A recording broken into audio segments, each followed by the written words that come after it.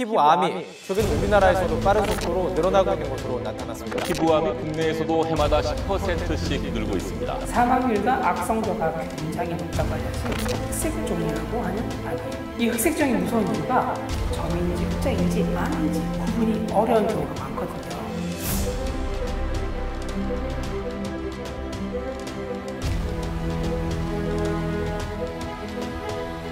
원장님, 저 고민이 있어서 왔어요. 어떤 고민? 요즘 제가 바깥을 많이 돌아다녔더니 얼굴에 점 같은 게 생긴 것 같은데 이거 그냥 레이저로 빼면 되나요?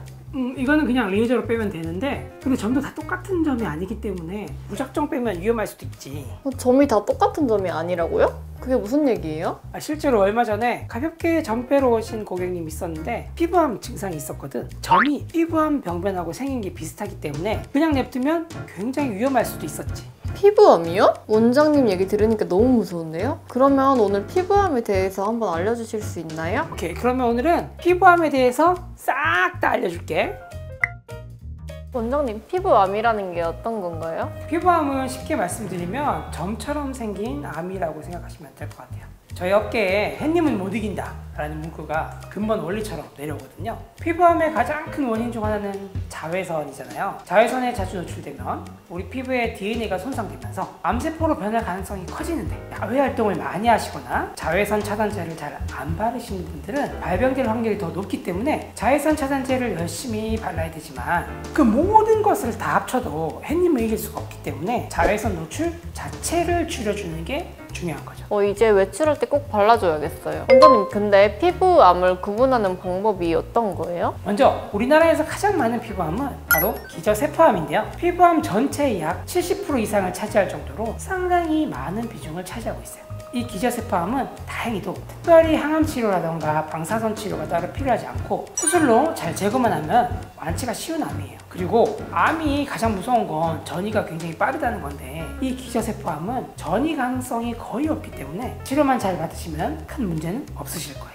두 번째로는 편평세포암이라고 하는데요. 기저세포암 다음으로 흔하게 보이는 암이에요. 이 암은 50, 60대 분들에게 많이 생기는 암인데 기본적으로 햇빛 노출 부위에 많이 생기고요. 앞서 말씀드린 기저세포암에 비해 전이의 확률이 조금 있는 편이기 때문에 조기 치료가 필요한 암입니다. 지금까지 원장님 말씀만 들었을 때는 전이도 잘 안 되고 완치도 쉽다고 하니까 솔직히 제 생각보단 덜 무서운 것 같은데요? 그렇죠. 앞서 말씀드린 두 가지 암의 케이스는 우리가 생각하는 암이랑은 비교적 덜 위험해 보일 수도 있는데 지금 말씀드린 세 번째 암은 우리나라에서는 케이스가 굉장히 적지만 사망률과 악성도가 굉장히 높다고 알려진 흑색종이라고 하는 암이에요. 이 흑색종이 무서운 이유가 우리 눈으로 봤을 때 점인지 흑자인지 암인지 구분이 어려운 경우가 많거든요. 그리고 우리 몸에 있는 점이 한두 개도 아니고 점 하나하나 크게 신경을 보통 안 쓰잖아요. 눈에 안 보이는 점도 많고 그만큼 점이라는 게 가볍게 생각하시는 분들이 굉장히 많은데 사실 외국에서는 아주 작은 점이 하나 생기더라도 열심히 관찰하고 좀 이상하다고 판단되면 바로 병원에 가서 진짜 점인지 체크하거든요. 하지만 우리나라에서는 아직까지 피부암에 대한 인식이나 교육이 부족하기 때문에 흑색종으로 의심이 된다면 꼭 병원에 가서 검사를 받아보시는 게 좋습니다.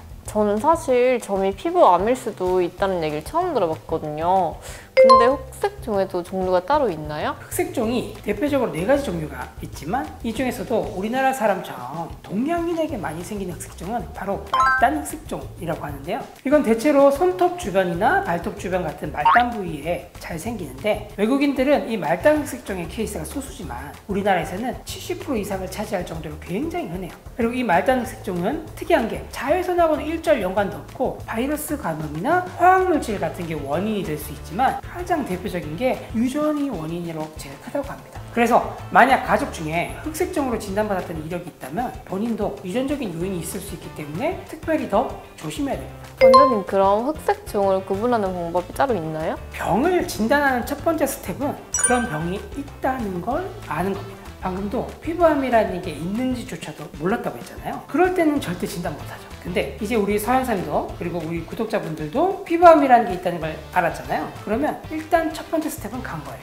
다음 두 번째 스텝은 어떤 점이 암을 의심해야 하고 조직 검사까지 필요한 경우일지 알아야 됩니다. 이게 우리 의과대학 다닐 때 완전 왕족보거든요. 바로 A, B, C, D, E 규칙인데요. A, B, C, D, E요? A는 에이시메트리, 비대칭인 점, B는 보도, 경계가 불규칙한 점, C는 칼라, 색이 여러 가지가 섞인 점, E는 다이아메타, 지름이 6mm 이상인 점, 그리고 in, evolving, 변화하고 있는 점, 크기나 색깔, 모양 등이 변하고 있는 점을 말하고 있어요. 이 5가지 체크리스트 중에 단 하나라도 해당된다면 병원에서 반드시 조직 검사를 받아보시는 게 좋습니다. 이 체크리스트로도 구분이 어려우신 분들은 더 쉬운 방법이 있어요. 어떤 거예요? 바로 의심 가는 점의 사진을 찍어 놓는 건데요. 사진을 찍어 놓고 어느 날 봤을 때 병변의 크기가 전부 다 커졌거나 혹은 모양이 변했거나 색이 변했다 이렇게 한다면 한번 확인해 봐야 됩니다.